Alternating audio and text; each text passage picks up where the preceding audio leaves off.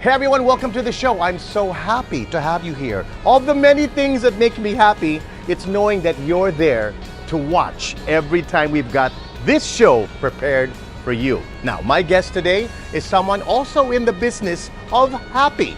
Her happy place, the kitchen. In a span of 2 decades, she has built a food empire, which has been a home chain of restaurants and a thriving bespoke dining business. Long story short, she is the genius behind the Happy Concept Group. She is Happy Ong Pauko Chu. Join us.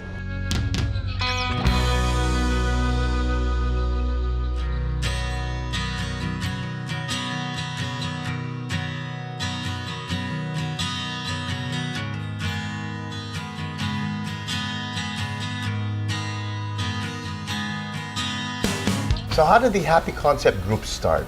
Okay, so I come from a family who's into the restaurant business. So the plan was for me to work for my father after I graduate from college. But of course, when I got back home, him being a very strict boss, I really didn't want to. So behind his back, I maxed out my credit card and opened a small hole-in-the-wall restaurant in Timog called World Tops. World Tops. Yes. So that was my very first restaurant. It was a 20-seater. Wow. So, and I served all rice toppings. And thank God, it did well, and I was able to roll my money and open more branches, and there. Now, back then, who thought of that? Who thought of a is that something that as a family you decide how you want this restaurant run? Like, for instance, your Tops, the World Tops. So when I opened World Tops, after that I opened Bento Box, and then I like creating different concepts. So the story went on, I would open different concepts, and I named the group Happy Concept Group. She's the originator of the Happy Meal. Every meal that she serves is Happy. a happy Yes. meal. Did you know that I almost worked for your father? Really? You don't know this. No. Probably does not. Oh Because my God. When I first came to the Philippines, they said you have to be seen. Okay. And I wanted to be a singer, so they said you need to go to Barrio Fiesta. Okay. And you need to sing. And all of a sudden, when the waiter starts singing, you need to sing along with Oh them. yes, with singing cooks and waiters. Yes. I remember I was there. No. When you were teaching my waiters. Or I thought I waiters, was gonna surprise. Yes. No, I was there. So I you remember remember? that. I was in Okay. high school. That's yes. It was Yeah. a long time ago.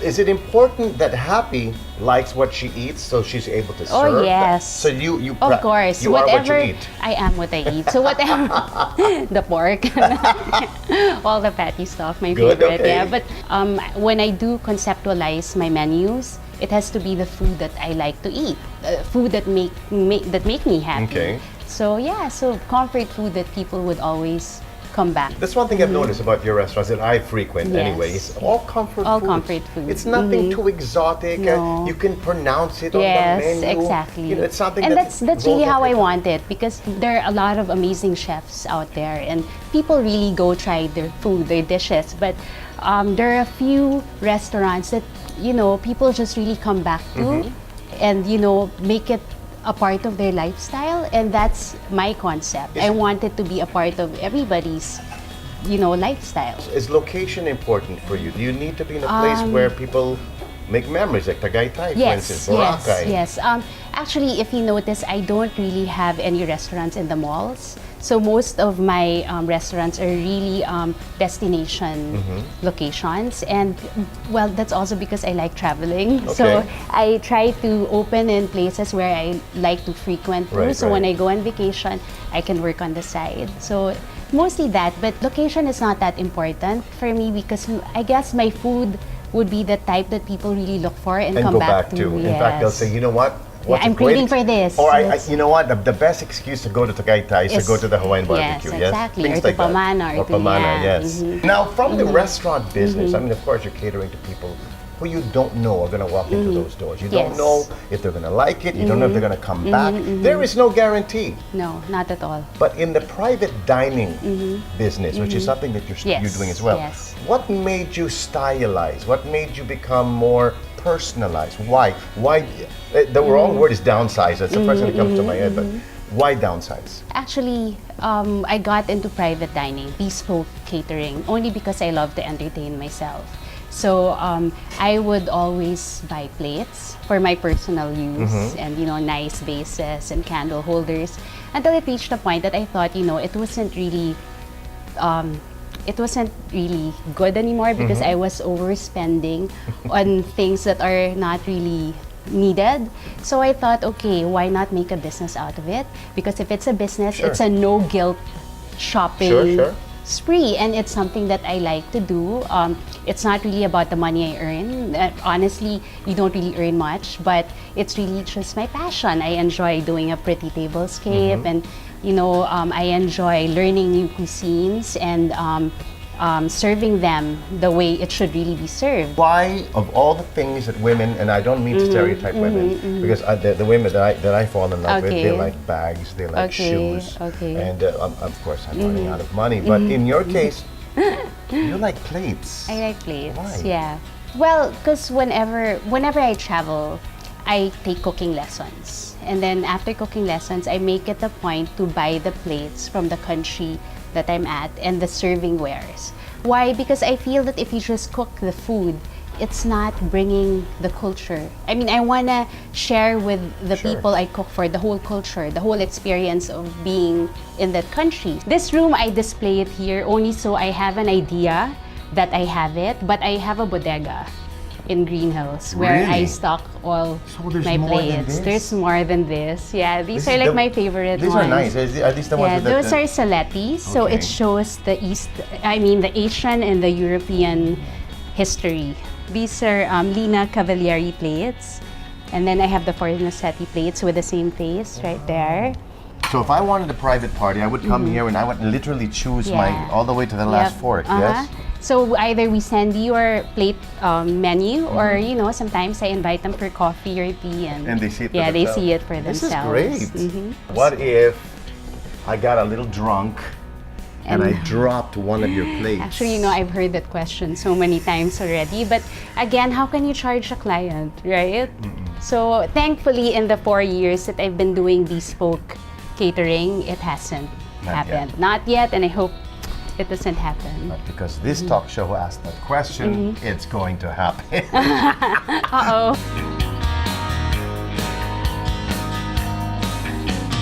Your motto in life, what Happy says, is her success is your success. Yes. And that's something that some people in the world of success, in the business of success, they don't like to share success. Well, for me, especially for my employees, my success is their success. I mean, I think I owe everything to them, really. And you teach them. You actually give them lessons on how to, like for sari-sari stores, if they wanted to have their own, you teach them how to that's market actually this. my advocacy.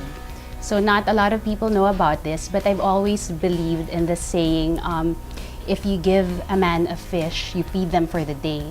But if you teach a man to fish, you feed them for a lifetime. And because of that, I started the Pangkabuhayan project, which monthly I we draw names. And I pick out 2 employees, and I have a roster of small businesses that they choose from. So having a sari-sari store or a piggery or a mamihan, and I teach them. I give them the basics on how to invest, how to run it. Now, in the world of this generosity that you've started, are there any success stories yet? Or have any of your employees said, could he be running for president soon? Something but like that. It's actually really amazing because I have a girl who started with 1 mommy cart. So she put it in her street, and now she has 5. Really? See, imagine. And then my driver bought 1 pig, and now that pig maybe he was able to sell like 10 pigs out of that one mommy pig. So things like that. And throughout the years, with the money that they earn from this business, it's the one that help their children go to school or buy the things needed for school, or every day, because what you earn from your job isn't really enough. You need a backup plan, and it's something that they could have through generations. They can pass it on to their children, and a little piece of me that I've shared with them. That's nice. And I guess your employees stay with you a long time. Oh, yeah. My chief cook from my first World Tops is still with me. And most of them, if you ask them, most of them are like getting old now. Are you a good boss though? Am I a good boss? Should I talk to someone? Is she a Sure. good boss? Hey, say yes, guys. There's a thumbs up. Okay, there's a thumbs up.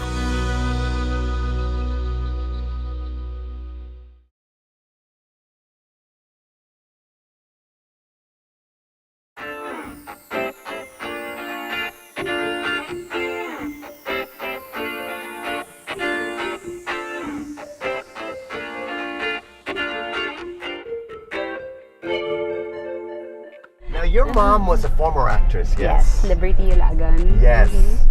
You never thought of following Going to the footsteps? showbiz. Actually, when I was younger, they wanted to get me, to join That's Entertainment. No. Yeah.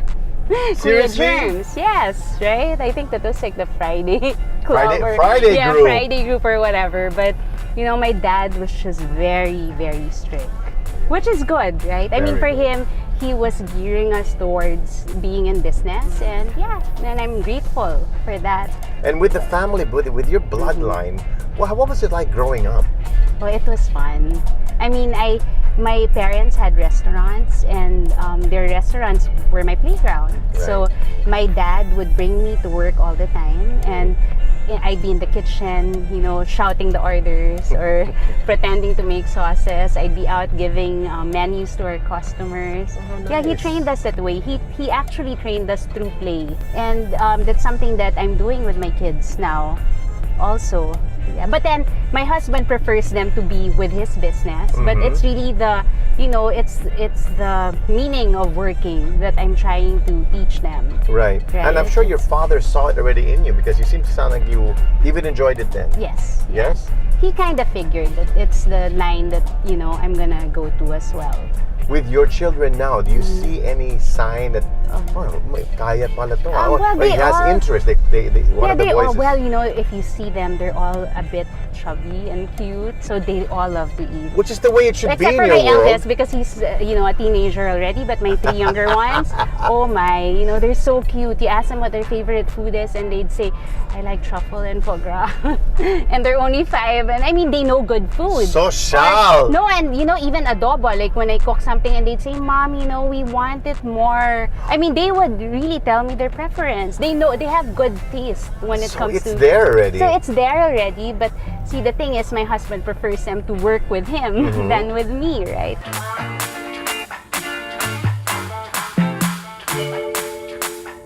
I know from a very reliable source that Oh no. you are very fond of the K-dramas, the Korean dramas. Well, when I'm not busy, yes, I do sometimes watch Korean telenovelas, only because they're no-brainers. I mean, they're very, especially like me, I live a happy, stressful Sure, life. sure. So I don't want to watch anything that you have to That's too overthink. deep. That's what she means by no-brainer. Exactly. Not I that mean, you don't- not that you know, don't it's need a stupid brain. Or, exactly, but it's very happily shallow. And it's easily easily relatable. relatable. Diba? It's nakakakilig. I mean, it makes me laugh. I understand also that you if it's a sad scene, you literally cry. Oh yeah. You've been caught crying Oh, watching yeah. a Korean No, even my drama. kids sometimes would be, "Mom, what's happening?" Sabi ako, "It's nothing. I'm just getting too emotional." Do you ever take road trips with your family? We do, Does your husband like to go? yes. Where do you drive? Well, we have a farm in Tagaytay, so Oh. we go there often, but we also do Baguio a lot. These are the places that I grew up in. I mean, like, my family would go for vacations, and I want my children to, just experience a bit of my past. And then when you're driving to Baguio, what is that song that everybody sings? To Baguio. There's no like when you're happy and would clap your no. I bet you've heard that before. You don't have a go-to song, the whole family. All Martin songs. Come on. We're fans. Really? Really? My God, if I'm sure, what my husband said, "Can you please invite them over for dinner so we can?" That's so Yeah, so I hope nice. one day we can invite you over at home.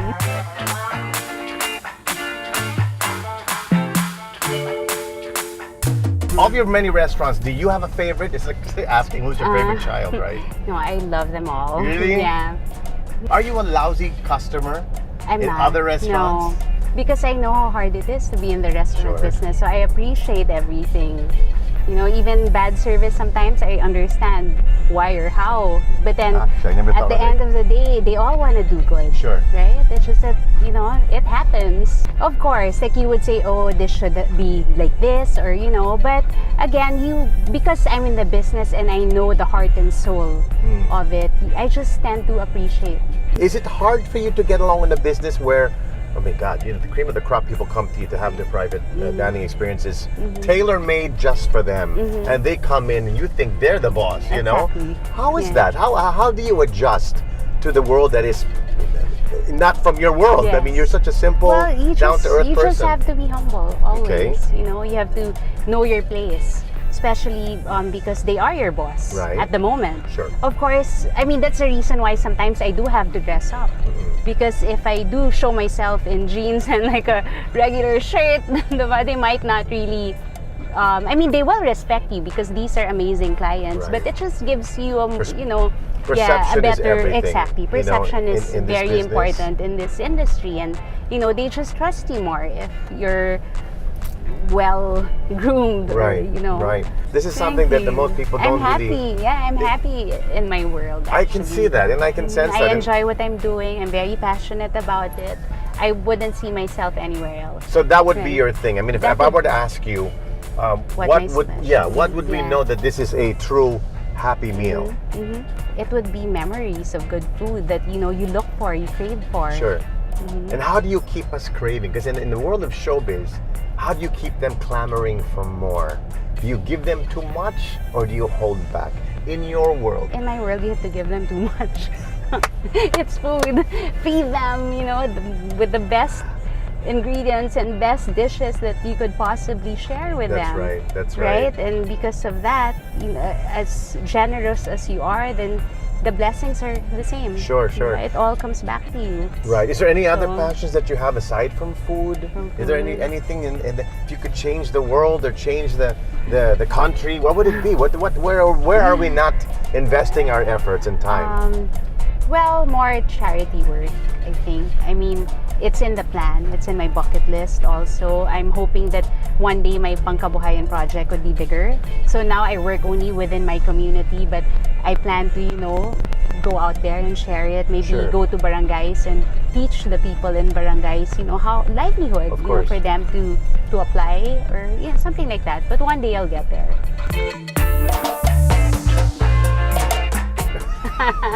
Okay. What's your favorite food? Oh my God, everything. Well, crispy pata, because my dad invented that. That's right, the best. Yes. So my dad is actually the inventor That's of crispy right. pata. That's what I So- know about Barrio Fiesta. The best crispy So pata. Rodong Pauco is my father, and he was the one who started it all. Got it. And that's why Barrio Fiesta became Barrio Fiesta. And Plus, that's- of course, the kare-kare of my lola. Plus the crispy pata of my dad. So it's your Lola and your dad who invented high cholesterol. Yes. Thank you for No. that, by the way. Exactly. It's them.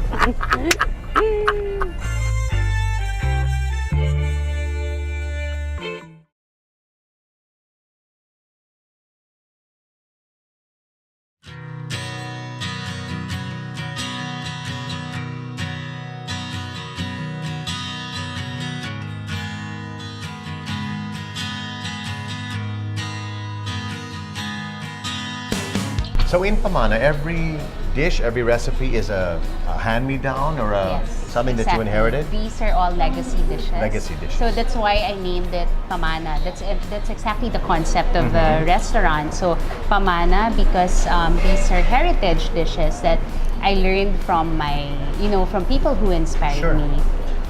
And that's become the concept. Even with the Yes. pictures, Yes. the ambiance Yeah. that we feel here, we feel like we've been a part of your history. Yes, exactly. I mean, Right? of course, being in the food industry, my family's been in this industry for like, let's say, I think 90 years already. Wow. So I wanted something that, would live on through generations Sure. to come.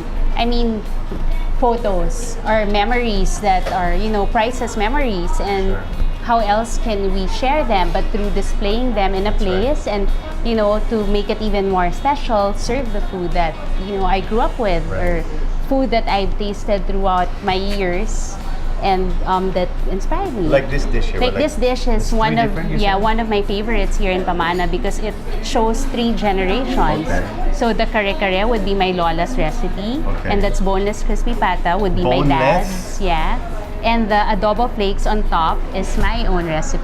Okay. So it's a very special dish for me, which we serve here in Pamana. So aside from the decor being that of pictures that bring you back to a certain time, to a certain period in your life, even the food tells a story. Yes, right? even Now, the food. How about over here? What is this? That's alige paella. So this one, the alige, I learned from the sister of my grandmother, and then the paella is my mom's specialty. So it's all Wow, like all combination of history. In my world, it would be called a medley or Yes, a mashup. exactly, a Mashed medley. Yes. up. And this, of course, is Marvin And Credo's this favorite. is my own recipe. So it's my black pusit. So it's actually like an adobong pusit that I made into a calamari. So yeah, and this is Yummy. a specialty here also in Pamana. Now, what are your earliest food memory? Food memory, like happy memory that I would always, remember would be our Sunday lunches where Sunday my lunches. dad would make lechon. And every Sunday, you'd see in our garden, there's like a baby pig being roasted in front of us. And then we always do boodle fights. Really? Yeah, so growing up, every Sunday, it was like that. Like a feast and just the family eating, enjoying making kamay. My dad would always be, use your hands. Really? Oh, in my house, like, No, us, it's like, okay, enjoy. And we don't like the lechon, get it, just enjoy every bit of it. So well, these are fun I grew up in memories. the wrong house. The fork is on the left, the spoon is on the right. And I understand you're very passionate about scheduling your time with your children. Like, walk us through that. I understand that you don't have the usual 9 to 5 job. How does it Exactly. work? I mean, a lot of people think that I'm a businesswoman, but in reality, I'm a housewife. I'm a mother. That's my full-time job. So I only work when my kids are in school or when they're asleep. So in the morning when you wake up, I get them ready for school. I try to bring them to school as often as I can. But if I can't, I'm at home with my baby. I Sure. have a 1-year-old. Wow. And then when they're in school, that's when I work. So that's when everybody, my staff would call me or make me sign And documents. they know those few They know hours that they're awake. Yes, they do. But they know when it reaches 5 p.m., no one can call me, no one can bother me till 8. Because by 7, my kids are tucked in bed and they fall asleep. And by 8, they're asleep. That's when they can bother me again. And that's when I start working again. So yeah, so basically for me, priority would be my family. Right, because they grow very fast, as you will soon find out. Exactly. And I have 4 boys. Are you a cool mom? Yeah, I'm a cool mom. Really? Yeah. Cool mom towards my boys, but cool mom towards the girlfriends, I'm not sure yet. Ah, but maybe. Maybe, but I think I'm cool enough. Yeah. Yeah.